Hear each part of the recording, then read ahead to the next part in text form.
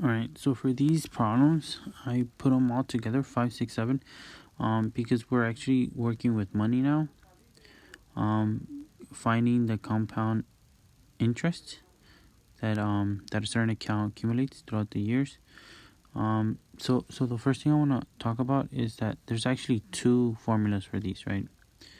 And I have them right here at the top. And let me explain both of them briefly. So the first one, this one on the right hand side, it's only used for scenarios where the keyword is brought up continuously, like compounded continuously. So I'll write it down here in the bottom. All right. So we said compound continuously. Continuously. All right. It doesn't fit, so I'll go ahead and abbreviate it. All right. So compound continuously, and on this side, so remember it's gonna say compound quarterly, compound monthly, daily, right? There's just so many. Bi-weekly, annually, right? So there's just so many, right? You can do weekly. I didn't mention it here, but weekly is another option, right? And I'll explain to you what each of these mean in a bit. So let's look at question 5. So it says, Mr. Campbell invested $6,500 in an account, paying 6.5% interest compound continuously. So there you go. So they tell us. The cool thing is that they're actually giving us the formula right there, so you don't even have to memorize these, which is awesome. And then the second one is 5, 6, and 7. So those gives us the formula too. But notice this though. It says quarterly and monthly, right? So I'll explain to you. I'll show you what that means and what number we're going to use for that, right? So another thing that I want you to notice is that if you look at all these variables, they're actually the same variables, except for one, right? And that's how you know to differentiate, right? So A stands for the amount of interest, right, that you get back. It stands for annual interest, but I just like to put the amount. I feel like it's a little easier to understand. And then P is the principal, the amount of money that you start off with. R is the rate, right, the percentage. And T is the time, right? The reason why I'm not writing them down is because I'm going to show you exactly what's going to go in there. And they both have the same, right? The first one, I circled them in red. And the other side, the right-hand side, has N. So N is actually going to be one of these, whichever one, right? So I'll explain to you what that means. So let's say if it's annually, N is going to be equal to 1. N equals to 1, right? If it's bi-weekly, then what do you have to do? You have to do 365, right? Let's do weekly first. I think it's easier. Let me try to stick it in there. All right, so weekly. So how many weeks are there in a year? There's 52 weeks in a year, right? So it'll be N equals 52. And yes, you have to memorize this, right? So weekly is 52. Bi-weekly would be that divided by 2. 2 divided by 2. 26. So bi-weekly N would be 26. Sorry, it doesn't fit. Alright, so bi-weekly we said is 26. You don't have to memorize this one. I don't think this is one of the least commons. I don't think you'll see that. Right, weekly, I don't even think you'll see that, but just play it safe. There's 52 weeks in a year, so memorize 52. Let me tell you the way I memorize 52. It's always better to memorize things when you link them, when you associate them with that number to something else, right? So I'm Hispanic and shit, so every time I see 52, I think of Telemundo, because that's the channel here in LA, Channel 52 is Telemundo, so that I think of fucking Telemundo. So hopefully you find something, a number 52 that associated. But basically the most important ones are quarterly, monthly, daily, right? So quarterly, how many quarters are there in a year? 4. So n equals 4. Monthly, 12, right? That one's easy. Daily, 365, right? Please don't get it the other way around. Don't say 356. It's 365, right? And why is this important? It's important because you know exactly what n is going to be. Let me go and erase this. So let's look at the second question number 6. So question number 6, it says compounded quarterly. So quick little quiz. What is n if it's quarterly? Yep, you said it right. 4, right? N is 4. Now, what is, first question 7, what is compounded monthly? What is n? 12. Yep, there you go. So so let's go ahead and start filling everything up. So for number 5, let me do it in blue. We're gonna make this question 5 because we know this is the formula we're gonna use, and we're gonna do question 6 over here, and I'm gonna let you do question 7, right? The same exact way that I do this one. All right, so let's go ahead and write all the values for 5. So let's skip A and let's go to P because that's the first actually. It says Campbell invested 6,500. How do I know that's P? Well, that's because that's the principal, right? That's how much he's starting off with, right? That's what the principal means, the initial amount. So it's 6,500, and then it says it's paying 6.5% interest, so that's definitely R, right? The thing about decimals and percentage is that notice how this has a percent symbol, the percent sign, right here. You have to convert it to decimal. I know it's already in decimal, but you have to convert it into a decimal value of that percent, right? So basically you move the decimal 2 places over, so it's gonna be 0 twice, so it's 0.065. That's the decimal representation of 6.5%. Hopefully you remember that, how to do that. So I basically just moved the decimal 2 places to the left. All right, that's how I get that. So T stands for the time, right? We actually don't know what the time is because that's what we're trying to find. So question mark. So A. So now this is the tricky part. The reason why this is the tricky part is because if they tell you that the how long would to the nearest year will it take to make the amount to increase by 1,500? A is not 1,500, all right? So make sure you don't make that mistake. It's actually 1,500 plus 6,500, which is 8,000. Right. I basically added 6,500 plus 1,500, got 8,000, and so that's it. So let's go ahead and start A. Let's go ahead and enter all the values for A, all the variables for A. So 500 is invested, right? So where does that go? Where does 500 go?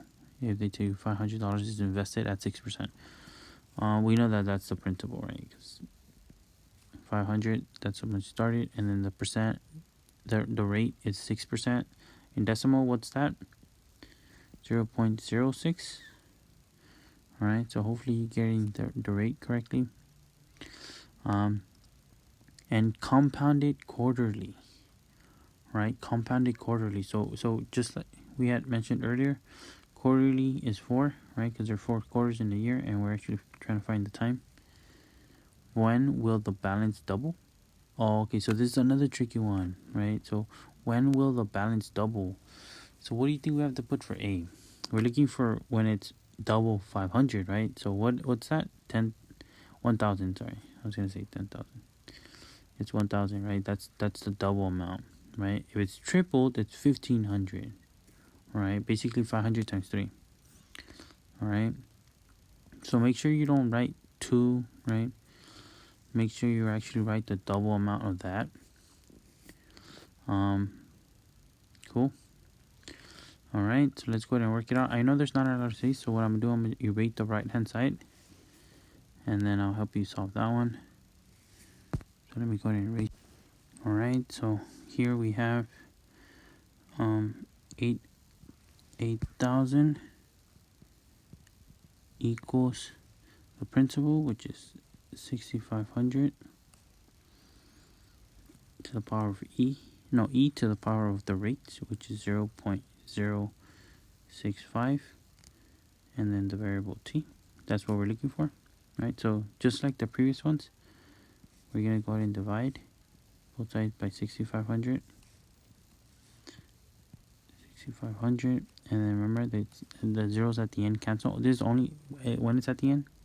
You can't cancel the ones that are in the middle. So let's say if it's 0, 1, 0, you can't cancel this 0 with 1 in the bottom, right? Only the ones at the end. So now right here we have 80 over 65. I can simplify this if I want. I'm just gonna do like that for right now. So let me go ahead and copy this. T. So now how do I get rid of that e? Yep. We do ln on both sides. Ln on both sides in order to cancel the e. Remember that if it's a number, if there's no e but a number, then that number you still bring it down. Right? It doesn't go anywhere. But in this case, because it's an e, you just cancel it, and then you bring down the 0.065t. And then on this side you have ln 80 65. How do I leave t by itself? Well, I have to divide both sides by 0.065. 0.065. This cancels, and finally we get t. Let me go ahead and check to see what that is. So I get 3.19. It says round to the nearest year. That is clearly 3 years. So the answer is 3 years, because it's 3.19. Alright, so hopefully this is making sense. I'm gonna go ahead and show you how to do 6 as well. And then I'm gonna have you try 7 on your own. Alright, cool. Alright, so here we go. So let's go ahead and plug in the values now. So A is 1,000. Remember, it's double the amount. And then 500. And then 1 plus R is the decimal. It's 0.06 divided by N, which is divided by 4. And right here we have 4 times T, right? Because we don't know what T is. And the first thing that you always do is PEMDAS. Remember? PEMDAS, it's order of operations. So inside the parentheses, so what's 1 plus 0.06 divided by 4? So first I have to figure out what 0.06 divided by 4 is. So that is, it is 0.15. 1 plus 0.015, sorry. There you go, like that. So when you add that, you get 1.015. And then now you're gonna multiply. No, sorry, you do not multiply it. The reason why you don't multiply it by 500 is because this has an exponent. This has this, right? This is all part of it. This is all one. What is it called? I forget the word. This is all like one unit basically, right? You cannot multiply this. You can't distribute because the exponent comes first, right? PEMDAS. And because you can't distribute the 4t, right? That's a variable. You can't do anything with the red, right? So now you have to move the 500 on this side. In order to move the 500 on the other side, we have to divide both sides by 500. There you go. That cancels. And right here you're left with a 2 equals. And then now you have this. And I'm pretty sure you remember this. 4t. How do I bring down the 4t? You remember? How do you bring it down? Yep. ln on both sides. You do ln of that and ln of this. Right? It doesn't cancel. Right? It doesn't cancel. So you just bring down the 4t in front of it. because I have no space, I'm gonna erase what's on the left hand side. Yeah, I need to start writing smaller, that way I can fit everything on one page. On this whiteboard, sorry. So when we get ln, now I can bring the 14 to the front, right? So it's gonna look like this. It's gonna say ln, sorry, we gotta choose the marker, ln, and then what was it? It was 2, ln 2 equals, now we have ln, no, it's gonna be 4t times ln, and it's gonna be 1.015, 1.015, right, like that. Right, so ln 2 plus 4t times ln 1 point, right? How do I leave t by itself? Well, I have to move the ln 1.015 on the other side, divided by ln 1.015. This cancels and you're left with 4t equals this, ln 2. And remember what I said, if you're gonna divide this, make sure you don't round. That's why I try not to divide until afterwards, but I'm actually forced to divide it here because I can't move further unless I get that. So because we're forced to divide, make sure you get like 5 decimals. You don't want to round, right? Because the answer is gonna be much bigger than what you have. So let's see what I get. Alright, so I got 46.5555. The more decimals the better, remember, because you can't round yet. Divided by 4 to isolate t. So t equals, divided by 4, 11.63. Right, so now I can round.